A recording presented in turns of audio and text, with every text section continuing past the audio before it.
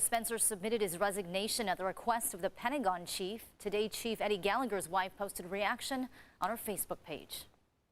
Just 2 words posted on Andrea Gallagher's Facebook page following the firing of Navy Secretary Richard Spencer. "It's over," she wrote. It's the latest chapter in the controversy surrounding her husband, Navy SEAL Eddie Gallagher.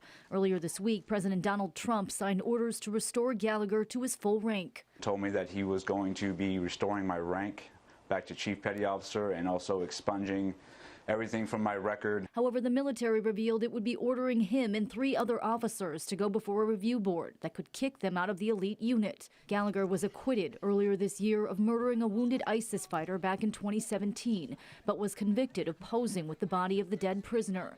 The Washington Post reports Spencer had privately proposed a deal to White House officials that if they did not interfere with proceedings against Gallagher, then Spencer would make sure Gallagher retired with his Trident insignia, a pin that is grueling to earn. The proposed deal contradicts what Spencer said publicly. The President of the United States is the commander-in-chief.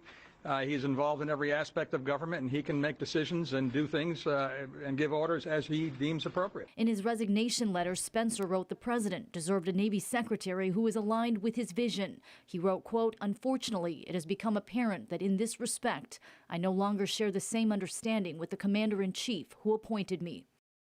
And it appears President Trump has already chosen a replacement for Spencer. He tweeted he will be nominating Admiral Ambassador to Norway, Ken Braithwaite, to be the new Secretary of the Navy.